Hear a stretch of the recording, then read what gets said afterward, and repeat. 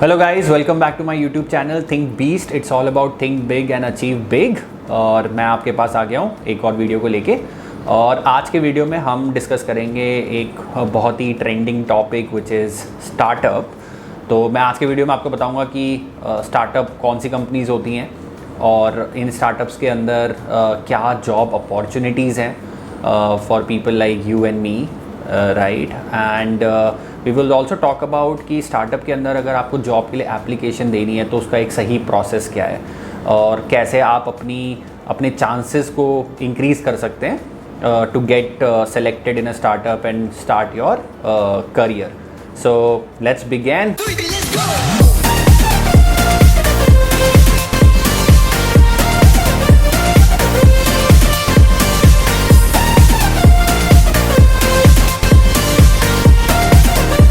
So guys, before we begin कि startup में job क्या है और कैसे उसको अप्लाई करें, आई थिंक उससे पहले हमें ये समझना पड़ेगा कि स्टार्टअप होते क्या है, right. So startup generally are the companies.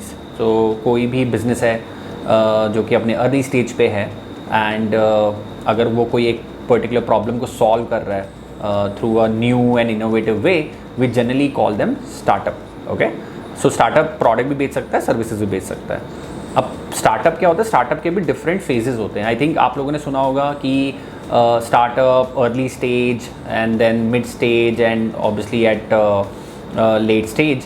सो इसमें डिफरेंस क्या होता है ये मैं अभी आपको बताता हूँ। सो कोई भी स्टार्टअप है जब वो शुरू होता है, सबसे पहले वो एक आइडिया से शुरू होता है, right. So that you can call as an idea stage, क्योंकि अभी आइडिया है, अभी आपने कुछ बिल्ड करना शुरू नहीं किया है। जब आइडिया के बाद आप अपनी कंपनी को बिल्ड करते हो, आप कंपनी का रजिस्ट्रेशन वगैरह करते हो, आप अपनी कंपनी का एक प्रोडक्ट बिल्ड करना शुरू करते हो, then you start calling it early stage startup, right, because you started building the product. But अभी क्या है, आपको प्रोडक्ट के लिए, आपको प्रोडक्ट बिल्ड करना, आपको फंड रेज करना पड़ेगा। फंड रेज करने के लिए आप क्या करते हो, आप इन्वेस्टर्स के पास जाते हो। तो नॉर्मली क्या होता है, जो आपके अर्ली स्टेज स्टार्टअप होते हैं उसके अंदर जो इन्वेस्टमेंट करते हैं वो नॉर्मली आप अपने फ्रेंड्स, फैमिली से लेते हो, राइट। या फिर आप एक एंजल इन्वेस्टर्स होते हैं, आप एंजल इन्वेस्टर्स जाके फ़ंड लेते हो। ओके, सो ये नॉर्मली जो फंडिंग बोली जाती है इसको प्री सीड फंडिंग या सीड फंडिंग बोली जाती है। यहाँ पे जो फंड आपको देते हैं वो उसका जो अमाउंट होता है that is not that big. It could be anything around few lakhs to few crores, right. और इन स्टार्टअप्स को बोला जाता है अर्ली स्टेज स्टार्टअप, राइट। तो यहाँ पे आपका जो सीड फंडिंग आ जाता है, सीड फंडिंग आने के बाद आप अपना प्रोडक्ट बिल्ड करना शुरू करते हो। बिल्ड करने के बाद आप उसे मार्केट पे लेके जाते हो, आप उसको बेचते हो। Basis the response you get from the market, you want to scale it further, right. जब आप स्केल करते हो तो आपको और फंड की ज़रूरत पड़ती है, तो फिर आप पहले सीरीज़ ए लेते हो, फिर सीरीज़ बी लेते हो, फिर सीरीज़ सी लेते हो। So series A, series B, series C is nothing but it is when you raising the fund from the external investor. मतलब बाहर के लोगों से आपको जो पैसा लेना है अपनी कंपनी में to scale your business. So you do it in the rounds, right, as your company grows. Because company जैसे ग्रो करेगी, ऑब्वियसली बात आपका कैपिटल का जो नीड होगा वो भी बढ़ता चला जाएगा। तो ऐसे ऐसे करके आपके जो स्टार्टअप का फेजेस होते हैं। ओके, सो जो आप अभी शार्क टैंक इंडिया में देखते हो, so those are normally very early stage startups, क्योंकि वहाँ पे जो आपके शार्क्स हैं those are your angel investors. So they are investing in a very early stage startup. So that's why you have seen कि वो 10 लाख रुपए दे रहे हैं, 20 लाख रुपए दे रहे हैं, 50 लाख रुपए दे रहे हैं और मैक्सिमम 1 करोड़ 2 करोड़ तक हो जाता है, जिसमें कि नॉर्मली आपकी equities basically from anywhere around 1% to up to 50% whatever, depending on आपका बिजनेस में कितना रिस्क है और क्या पोटेंशियल है, उसके बेसिस पे वो डिसाइड होता है। Okay, so now the question is कि स्टार्टअप में जॉब करनी चाहिए या नहीं करनी चाहिए, स्टार्टअप के अंदर आपकी स्टेबिलिटी कितनी है, जॉब सिक्योरिटी कितनी है। आई think that is one other question which आप सबके दिमाग में आता होगा। तो देखो यार, स्टार्टअप के अंदर ना एज मैंने बताया कि फेजेस होते हैं। सो ऑब्वियसली बात है, जितना अर्ली फेज़ होगा उतना तो रिस्क होगा ऑफकोर्स, राइट। तो बहुत सारे स्टार्टअप होते हैं, जैसे 100 स्टार्टअप अगर बनते हैं तो उसमें से आई थिंक 10 और 20% startups only able to go to series A, right. And then that percentage keep on going down as you raise more funds, right. Because startup अगर बनता है तो ऑब्वियसली बात है आप बहुत चीज़ें अज्यूम करते हो, but when you take that product in the market तो हो सकता है उसका रेस्पॉन्स उतना जितना आपने सोचा था उतना ही है या उससे कम है। That depends on the on the product and also the market need and the demand, right. So जितना अर्ली से स्टार्टअप होगा उतना रिस्क होगा, उतनी जॉब सिक्योरिटी भी हो सकता है कम हो, राइट. बट जैसे जैसे आपका स्टार्टअप आगे बढ़ता है, ग्रो करता है और फंड रेज करता है, वैसे वैसे आपकी जॉब सिक्योरिटी के चांसेस भी उतने बढ़ जाते हैं, राइट. क्योंकि अब क्या है कि उस प्रोडक्ट को एक अच्छा रिस्पॉन्स मिल रहा है, बिकॉज उसमें अच्छा रिस्पॉन्स मिल रहा है तो एक अच्छा रेवेन्यू जनरेट हो रहा है, रेवेन्यू जनरेट हो रहा है तो उसमें कॉन्फिडेंस आ रहा है बड़े इन्वेस्टर्स का, they also putting the money. So this is how you can decide कि कौन से स्टार्टअप में जाना चाहिए, राइट. तो अगर आप नॉर्मली मुझसे पूछो, अगर आप सीड फंड वाले स्टार्टअप में जाओगे तो वहाँ पे तो एक तो जॉब भी इतनी आसानी से मिलेगी नहीं, क्योंकि सीड फंड के अंदर क्या होता है कि एंटरप्रेन्योर्स या फाउंडर जो होते हैं वो normally they work with the people they know already, right. और बहुत छोटी टीम होती है, 5 people 10 people टीम. सो वहाँ पे तो जॉब इतनी आसानी भी नहीं मिलती. And you should even don't go to do startup until unless you really sure कि यार यहाँ पे मैं कुछ कॉन्ट्रीब्यूट कर सकता हूँ, ओके.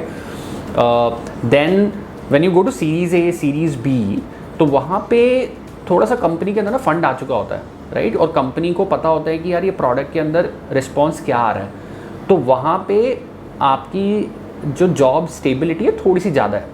अगर सीरीज़ ए में नॉर्मली बात करूँ तो जो फंड रेज होता है that is typically $5 million, right. $5 million is approximately I think 30-40 CR, right. 40 crore हो जाता है. तो 40 करोड़ का अगर पैसा अगर आपके स्टार्टअप के अंदर है तो मतलब you have a runway of easily like 1 year और 2 year का रनवे आपके पास है. सिमिलरली अगर सीरीज़ बी की बात करो तो नॉर्मली जो फंड रेज होता है सीरीज़ बी के अंदर that is around $30 million, $40 million, right. Typically around 250 crore, 300 crore, 400 crore. Again अगर इतना फंड आपके स्टार्टअप में आ रहा है तो again like you have a good runway of another 2 year, 3 year, 4 year, depending on आपको किस स्केल पे ग्रो करना है.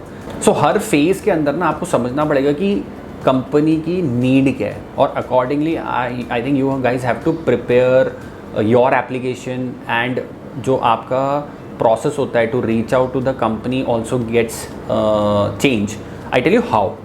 सो बेसिकली अगर आप अर्ली से स्टार्टअप में जा रहे हो, जितना अर्ली स्टेज है, सो बेसिकली योर सीड वाले स्टार्टअप हो गए जो शार्क टैंक में आ रहे हैं, या आपके स्टार्टअप हो गए जो सीरीज़ ए सीरीज़ बी कर रहे हैं, तो मोस्टली जो अर्ली से स्टार्टअप होगा उसके अंदर क्या होगा, आपके एम्प्लॉयज़ कम होंगे, राइट. एम्प्लॉयज़ कम होंगे, प्रोसेसेस कम होंगे. तो हो सकता है कि they probably have a need but they have not posted that particular job on the website और on the career page, right. तो अभी जैसे आप शार्क टैंक है, शार्क टैंक की जितने भी बिजनेसेस शार्क टैंक के अंदर आ रहे हैं, आप उनकी जाके वेबसाइट में चेक करोगे तो हो सकता है उनके करियर पेज में आपको ना मिले कि वहाँ पे कोई जॉब की अपॉर्चुनिटी है या नहीं है. बट अगर आपको ये लगता है कि उस स्टार्टअप के अंदर आपका स्किल कुछ कंट्रीब्यूट कर सकता है, then in that case I think the best way you can reach out to them is reaching out to the founders directly over email और maybe over LinkedIn, okay. So आप उन founders को पहले LinkedIn में connect करो. आप LinkedIn के अंदर जाके आप उनको मैसेज ड्रॉप कर सकते हो wherein you should talk about कि यार आपका क्या मोटिवेशन है उस कंपनी को ज्वाइन करने का, राइट. अगर आपको लगता है कि यार इस कंपनी के अंदर जो कंपनी बिल्ड कर रही है वो वहाँ पे कहीं ना कहीं मेरा कंट्रीब्यूशन हो सकता है, because I carry two skill set, I have that experience. So the good way is to directly reach out to the founder over LinkedIn, और maybe you can reach out to them over email. Email आपको उनके website पे मिल जाएगा. तो normally अगर आपका उनका contact का भी ईमेल है तो नॉर्मली वो फाउंडर के पास उसका एक्सेस होता ही है, right, even in a very early stage companies. So you have to make a very good email so that get the attention of the founder. And अगर उन्हें लगता है कि हाँ अगर आप कुछ हेल्प कर सकते हो या कुछ कंट्रीब्यूट कर सकते हो to their vision, they will definitely have a discussion with you, right. But जैसे जैसे अगर आप लेट स्टेज स्टार्टअप में जाते जाओगे तो then their processes are very much structure. They have HRs in the company and all. तो वहाँ पे तो अगर आप डायरेक्ट फाउंडर को भी रीच आउट करना चाहोगे तो इतना ईजी नहीं है. तो वहाँ पे तो आप जाके उनके करियर पेज पे देखो. उनके करियर पेज पे अगर आपको लगता है कि ऐसी कोई पोजीशन है again wherein you can contribute और आपके स्किल सेट से अलाइन करता है, you should apply that on the website. And also you can again use LinkedIn, reach out to their HR, or if you think like who could be your reporting managers. For example, if you applying for a sales role, then you can reach out to the head of sales, right? You can reach out to the VP sales, VP business development, or VP partnership, or in fact you can reach out to the founder also. But हो सकता है उसमें response का जो chances वो थोड़े कम होंगे. But yeah, I think again you can do it. सो ये आपका एक तरीके से एप्लीकेशन का प्रोसेस हो गया। सो देखो यार, मोस्ट इंपॉर्टेंट थिंग क्या होती है, कोई भी कंपनी है, देखो it's always give and take, right. I think जब भी आप किसी जॉब के लिए अप्लाई करते हो ना, हमेशा आपको ये समझना पड़ेगा कि यार आपको वो कंपनी क्यों ले, right. I think that answer you should have very clear in your mind. तो इनफैक्ट जब आप इन स्टार्टअप्स को रीच आउट भी कर रहे हो तो don't send them a very standard cold email, right. I will definitely recommend you to go to their website. In fact आप तो यूट्यूब में भी जाके उस स्टार्टअप के बारे में काफ़ी सारे वीडियो देख सकते हो। Normally the founders are mostly these founders are very much available in media. They are talking about their product in different events and all. So you can go to the YouTube and then you can search for the founder. You will find certain videos wherein founders talking about उनका vision क्या है, वो क्या build कर रहे हैं। तो एक बार उसको ब्राउज़ करो, उनकी वेबसाइट को ब्राउज़ करो, उनके कॉम्पिटिटर को आप चेक करो। और अगर आपको लगता है कि यार ये एक ऐसा विजन है जिसमें आप कहीं ना कहीं कैसे करके कुछ अच्छा कॉन्ट्रीब्यूशन कर सकते हो and it is aligning to your strength, I think then it make lot of sense. क्योंकि स्टार्टअप गाइस समझो कि स्टार्टअप के अंदर ना हर बंदे का अच्छा होना थोड़ा ज़रूरी होता है, राइट। आई थिंक स्टार्टअप के अंदर क्या है कि यार स्टार्टअप को सक्सेस होने के लिए obviously people are responsible, right. End of the day किसी भी बिजनेस को सक्सेसफुल होना है तो उसमें पीपल की रिस्पॉन्सिबिलिटी ज़्यादा होती है। तो if you really think that you have that skill that can add lot of value, reach out to the founder directly, but talk specifically, very specifically कि भाई आपकी कंपनी ये करती है, मैं इसमें कैसे कंट्रीब्यूट कर सकता हूँ, मेरा इसमें क्या रोल हो सकता है और मैं उस चीज़ को कैसे करूँगा।